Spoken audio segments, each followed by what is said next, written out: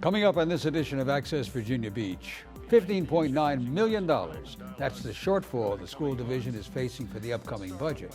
Find out how they plan to fill the gap. Plus, in this tough economy, just how is the city faring? We'll show you during the city manager's year in review. And see what has these elementary school kids flipping out. That and more are coming up as we access Virginia Beach.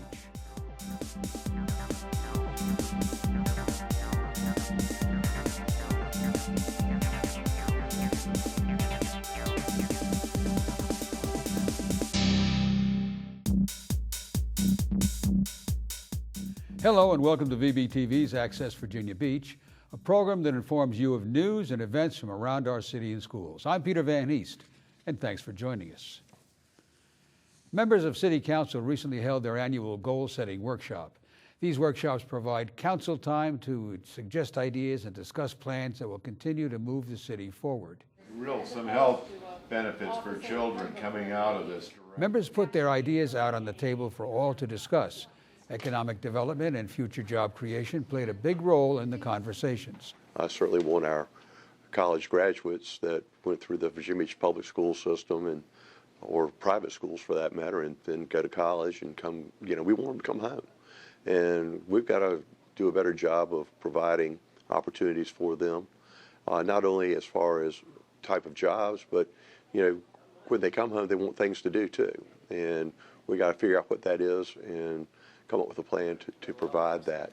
As Council's longest-serving member, Vice Mayor Lewis Jones knew that providing for the future of Virginia Beach was a big factor in 1982 when negotiations began for the city's biggest achievement to date. Probably the biggest accomplishment was the getting the Lake Gaston pipeline project approved and built.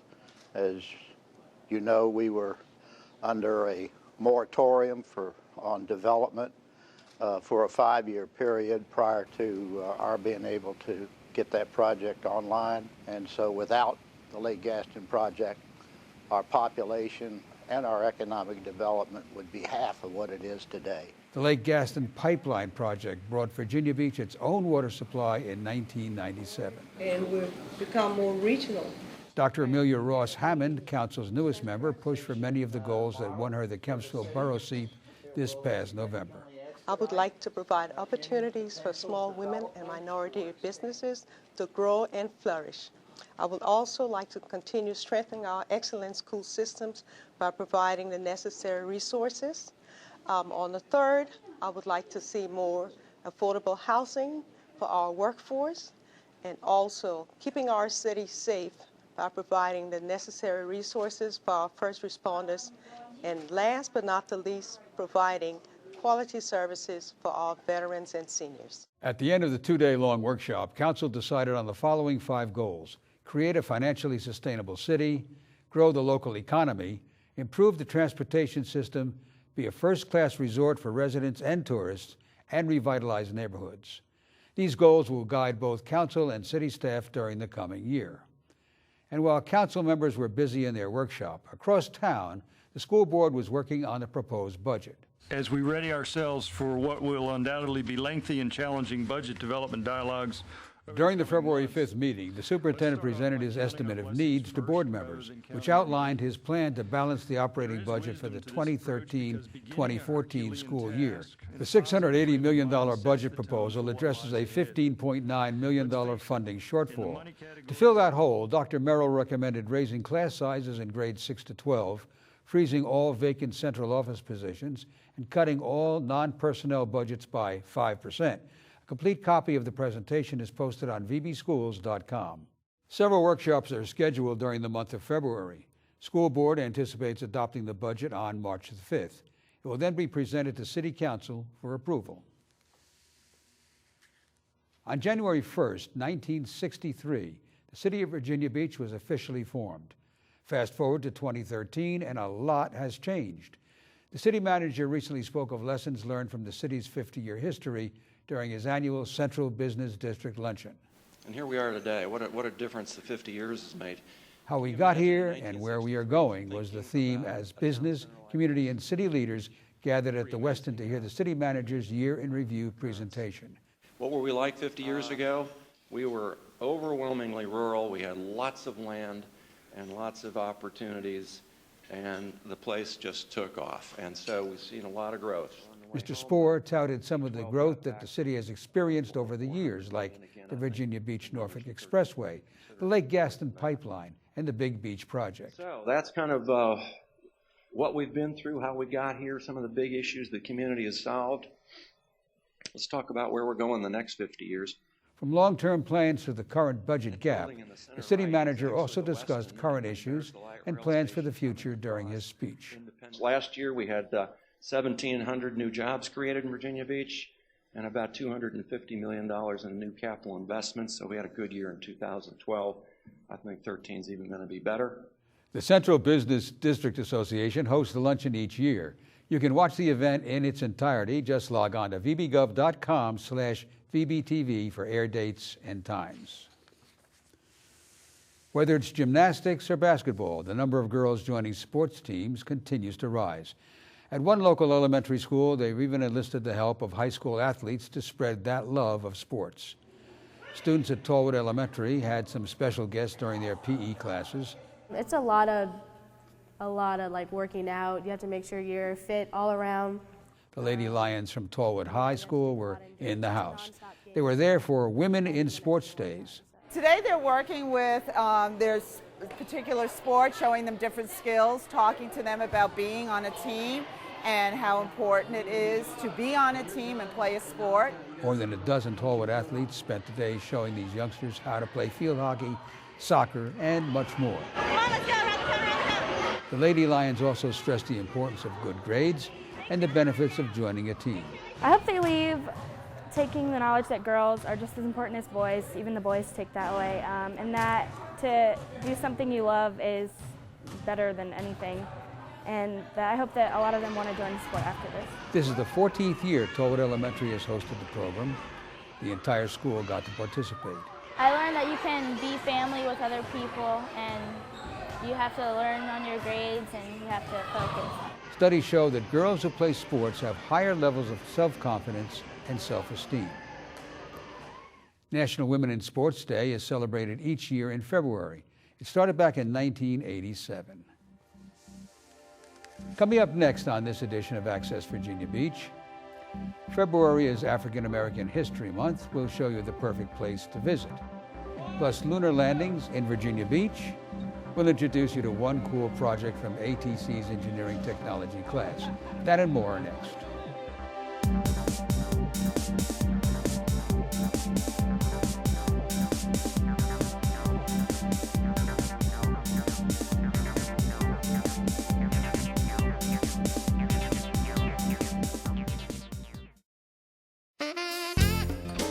Virginia Beach Schools Parent Connection is your one-stop resource for information and events which support families and promote student success.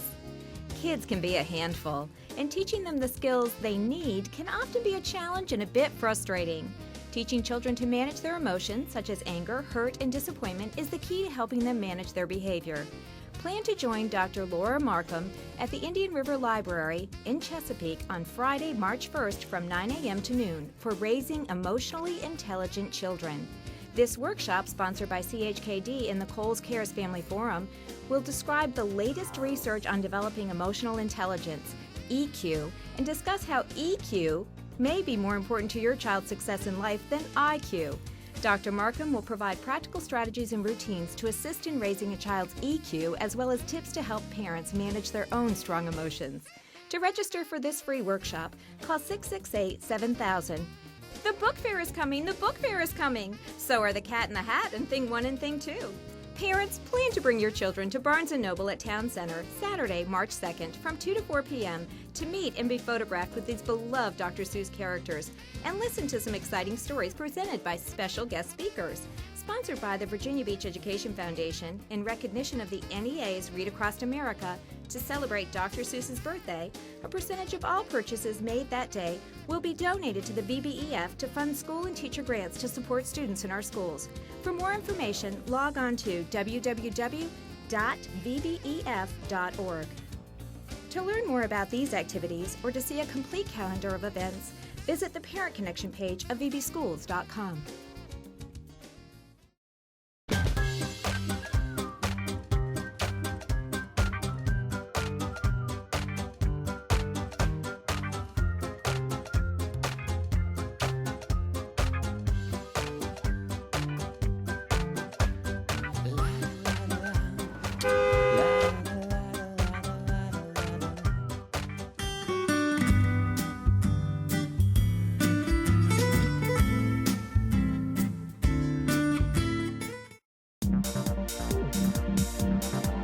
Welcome back to Access Virginia Beach. I'm Peter Van Heest. Gather up your documents, receipts, and sanity. It's tax time.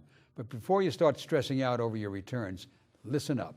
As part of the Mayor's Action Challenge, the city is offering assistance with free online tax preparation. Households with income less than $57,000 can drop by the Human Services Department every Friday morning during the month of February for free tax help. From 9 a.m. to 4 p.m., Human Services will have IRS-trained volunteers on site to help taxpayers prepare the returns using free IRS file options. The location and telephone number is listed on your screen. A Super Saturday event is also scheduled for February 23rd. Drop by the Youth Employment Center at Pembroke Mall for free tax preparation by IRS-trained volunteers. Taxpayers with a household income of less than $51,000 are eligible for this event. For more information on free tax help, log on to vbgov.com and search EITC. Located inside the Renaissance Academy is the Union Kempsville Museum, a museum that tells the story of the first and only school for African American children in segregated Princess Anne County, and it's open for visitors to explore.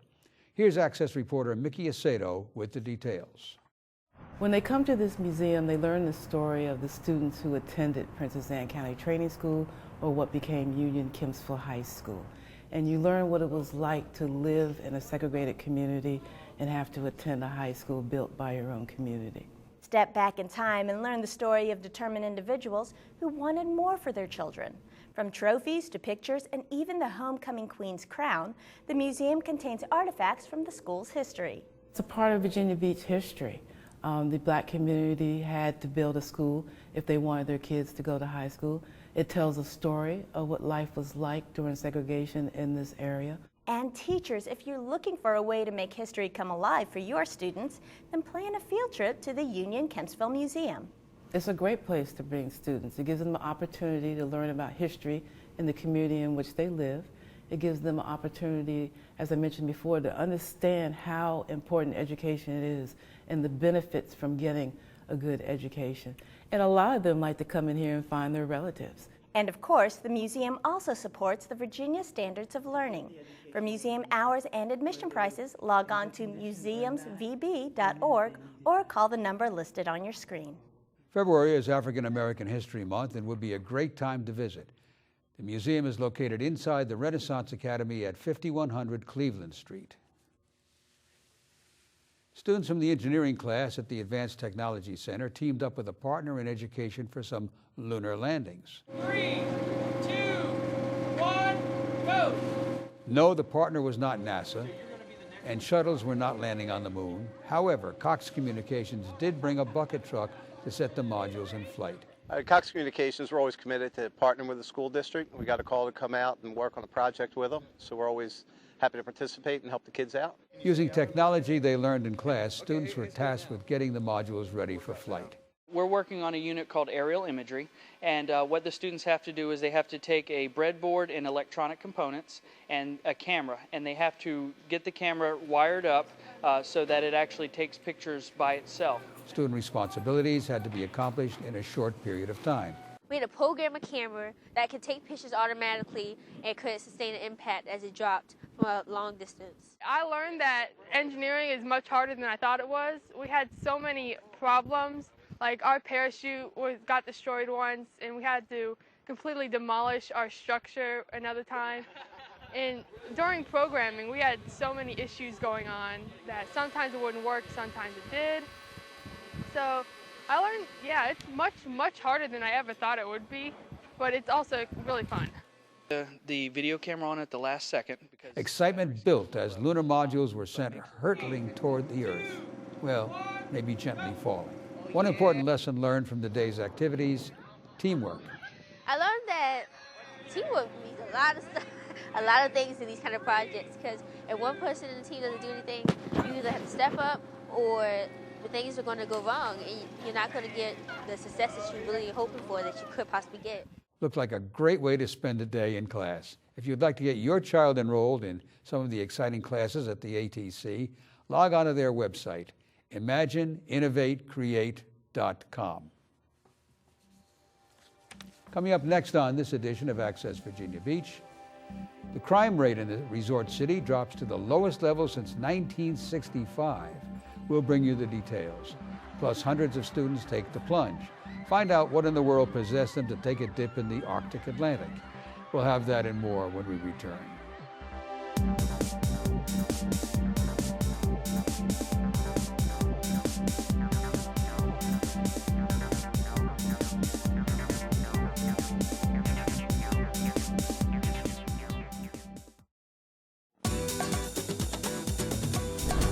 Hey there, fellow adventurers. Hop aboard the airship Curiosity for some good old-fashioned exploration on our latest episode. We'll be going from cold, cold, cold to hot, hot, hot. Learn what it takes to turn the wet stuff into the white stuff. This is one cool feature that will have an avalanche of information. Snow, you don't want to miss that. To help you thaw out, we'll even travel to a place where it's about 10,000 degrees on a chilly day. Learn about solar flares. And we'll stop by the lab to see the latest brain gain activity prepared by Professor Phineas Omnibus. All that right here on a new How in the World.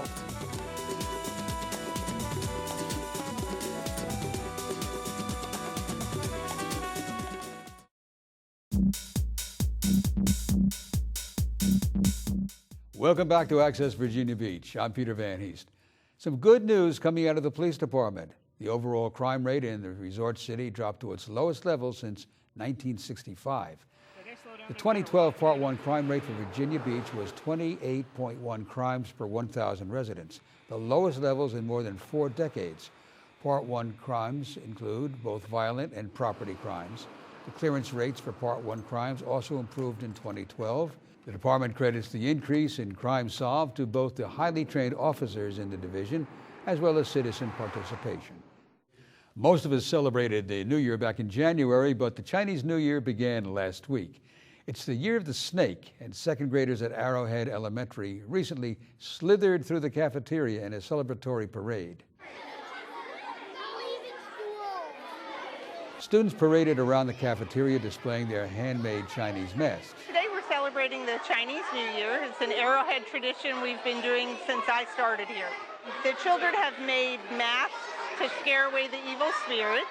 They've made Chinese lanterns. All of that took place in art. And so then today they're going to eat their Chinese feast and attempt to use Chinese chopsticks and see how that goes. The Chinese New Year celebration lasts for 2 weeks. The festivities at Arrowhead didn't last 2 weeks, but the lesson about Chinese culture recently finished up, and these second graders were ready to ring in the new year. Happy New Year! Today we're having a Chinese celebration, and we have like a little parade around the cafeteria with the dragon. Chinese families have a lot to do the last days of the old year to get ready for the new.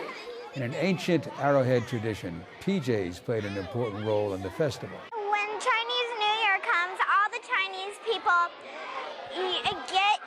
they give away their old clothes and then get new ones. And though the Great Wall, Chinese proverbs and cultural lessons challenged them in the classrooms, these proud second graders weren't afraid to conquer the dreaded chopsticks. It was cool because it was my second time eating with chopsticks because at my birthday, my friend taught me how to eat with chopsticks. The annual celebration is a cumulative activity for their unit of study on China and the contributions ancient China had on world history. And while one of the schools rings in the Chinese New Year, another school reached out a helping hand to assist a third world country. You guys did a wonderful thing here. You did a wonderful thing, and I think it's something that you will never forget. The group at Plaza Middle School was thinking global when they raised money to buy a special gift for a country halfway around the world. Today we were here to receive a check from the students of Plaza Middle School on behalf of Creative Global Relief. They've gone through a period that they've raised funds to buy gifts out of the gift catalog, such as a maize mill, chickens, goats, and cows that are going to transform lives in Malawi, Africa. Malawi is one of the world's least developed countries.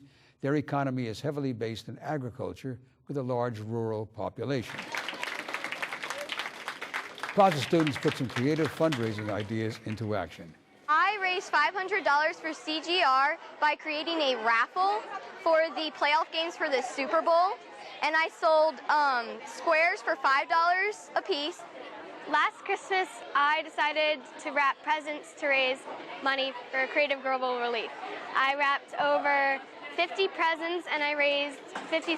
I had a birthday party and instead of gifts, I asked the people that came to my party to donate to the CGR program. And I also had an archery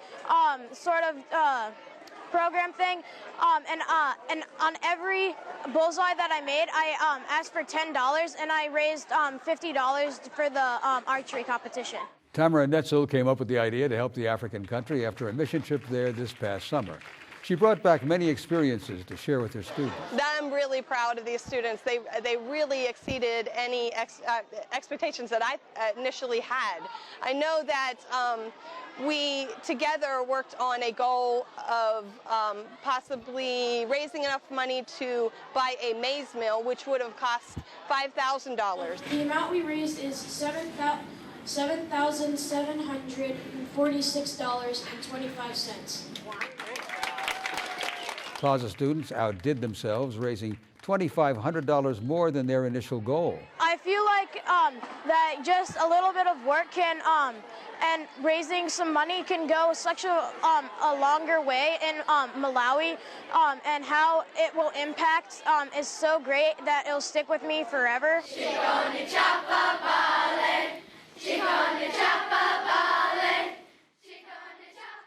Students and staff closed the ceremony by singing an African song to their newfound friends overseas. Folks, it's February, and as you would think, it's pretty doggone cold outside.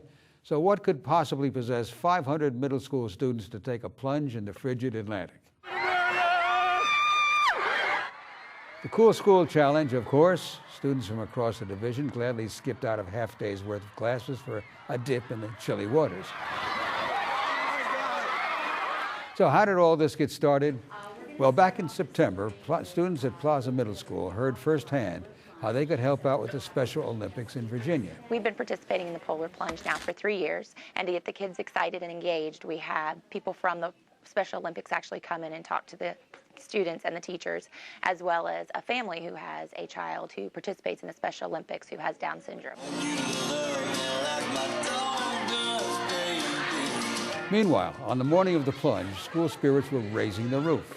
I'm really excited. I've been preparing for the past few months, fundraising and everything, and I'm super excited to go in the water and take the plunge. I'm actually very excited and looking forward to do the plunge with my friends and classmates and just have fun for a great cause like Special Olympics. Jackson raised $545. We're so excited about what you guys are doing, raising this money for Special Olympics Virginia. And if you thought it was crazy back at Plaza, emotions were soaring even higher down at the oceanfront. These frigid friends participated in costume contests to see which school had the most spirit. The team raising the most money, Plaza Middle School. Plaza raised the most money, but that didn't stop this stampede from reaching its destination. And as quickly as they entered, a mass retreat furiously headed back to the warmth of the tent. It was very cold.